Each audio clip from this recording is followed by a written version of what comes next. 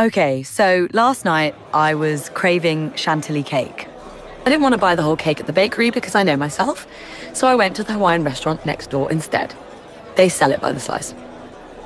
I enjoyed every bite of that cake. It was so delicious. My taste buds were in heaven, but my heart felt heavy for the woman I noticed sitting alone in the restaurant. She looked disappointed, annoyed. She kept checking her phone and just looked really sad. I thought to myself, she's gonna cry in the car. Watching her brought back memories. I remember when I got stood up trying to see this guy from New York. It felt horrible. You know what? Story time. Let me tell you how I flew all the way to New York to catch a small L, but came back with an even bigger win. It was back when T-Pain was in love with a stripper, Kanye was calling her a gold digger, and Dem franchise boys were leaning and rocking. I was searching for the perfect wallpaper on MySpace when I received a message from this guy. He was cute and in shape. He said he noticed we were following some of the same pages, and I caught his eye. My ex and I had been broken up for a minute already, and I was ready to start dating again, so I responded. We hit it off, and next thing you know, we were spending hours on the phone regularly. I enjoyed our conversations. He was smart, attentive, spoke highly of the women in his life, and he had a good sense of humor. We had chemistry. There was one issue. I was in Vegas, he was in New York. After a few months of talking, I brought up visiting NY for a weekend. He was excited and bought tickets for a Broadway show. We were both foodies, so he was going to take me to a few of his favorite spots to eat. Honestly, I didn't care what he had planned. I just wanted to spend time with him and eat. A few weeks later, it was happening. I spoke to him the night before my flight, and everything was cool. The next morning, I texted him before boarding my flight, and 6 hours later I landed. I pictured him waiting for me with flowers before our joyous embrace, him grabbing my bag and throwing it into his car before being whisked off to sit in traffic. I called when I landed. Straight to voicemail. I texted again. Crickets. I was worried something happened to him. 1 hour, and a few messages later, I took a shuttle to my hotel. As the shuttle hopped from one hotel to the other, it really started to sink in that I'd been stood up. The shuttle reached my hotel, and I got through check-in just fine, but as soon as I got to my room, I refused to fight back the tears. I knew deep in my gut he played me, but I needed to know that nothing happened to him.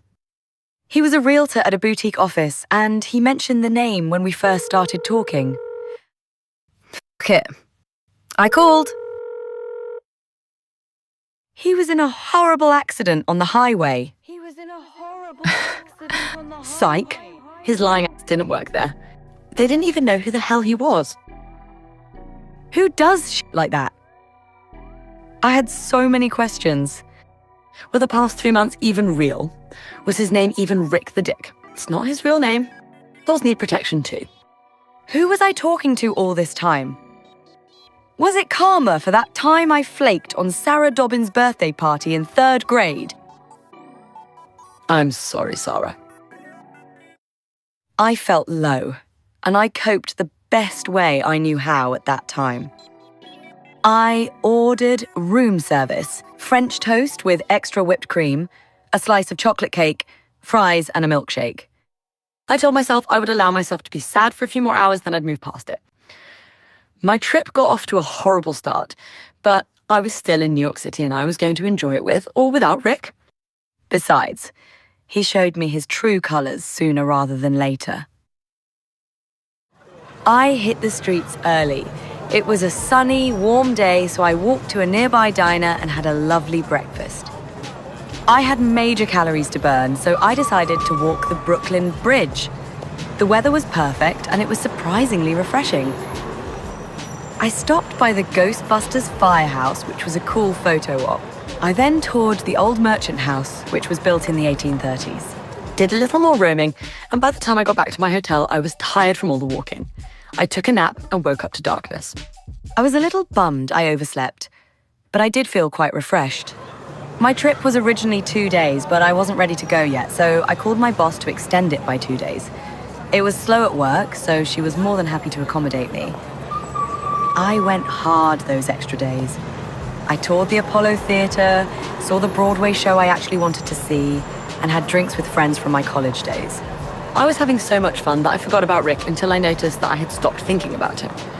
I grew a lot from that experience and told myself that I wouldn't take dates so seriously, that I would plan my next date around something I'd enjoy doing alone, or it would be near something I wanted to do. Speaking of which, there was one last mission that needed to be completed. Eat at in Harlem.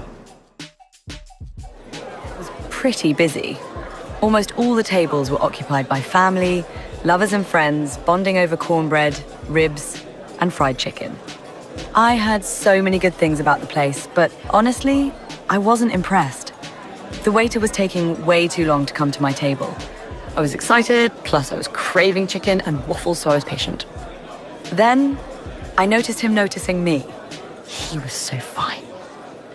Those pretty brown eyes had me shook. He nonchalantly approached my table and introduced himself before sitting down. His name was David. He was in town helping his aunt fix up a brownstone. He was a carpenter from DC. He was a vibe and so easy to talk to, but the sudden onset of hunger snapped me out of his spell. I was so busy enjoying our conversation that I forgot my order hadn't been taken. I then noticed the people in my section looked agitated. The service must have been horrible for them too. A couple even got up and walked out. As excited as I was to try this place, I was going to leave and try something else. I went to the restroom, and when I returned, David was gone. I was starting to wonder if I was a walking red flag or something. Whatever, I just left. I figured I'd walk around to see what else I could find. I didn't get too far before I heard David's voice asking me if I was leaving. He was perplexed when I told him I thought he left. Why would he leave? He said he went to talk to the manager and order my food. That's when I filled him in on why I was in town. He was cracking up. You dodged a bullet, Shotty. Finally, my food arrived, and I won't lie, David was hating on Rick. The waiter's procrastination and unapologetic demeanor was annoying. He silently placed the food on the table and turned to walk away. I glanced up and I didn't recognize him at first. He was chubby and really needed a line-up. There Rick stood, donning an all-black outfit. I almost spit out my water. The other employees tried their best to act normal and not like they had front-row seats to the best drama in town. I said, "David, this is the guy I was telling you about." We looked at each other and burst into laughter. Rick sized David up and asked if he could give us some privacy. I told David to stay. Rick went on about how he shot his shot, but didn't expect a positive response from me. He started to go on about how he lied to impress me, blah, blah, blah. I told him he could have just been himself. He asked me to return when he got off so we could talk. Hell no. Then I asked for butter for my waffles. When he returned, David thanked him, and it wasn't for the butter. David paid for the meal when I was done, and we left. That situation taught me so much. I actually returned to Vegas a better person. I learned the perspective I choose molds my experience. I'm responsible for my own happiness, and my energy matters. Imagine if I stayed down that trip. Would I have gotten to experience the city like I did? If I did manage to make it to... Do you think David and I would have hit it off? What would have been my reaction to Rick? Before I left the restaurant, I checked on the woman and let her get some things off her chest. I told her the New York story, and we both joked that at least she didn't fly clear across the country to get stood up. In the parking lot, I had to bust a UE. I almost forgot to get my man a slice of cake too. David loves Chantilly cake.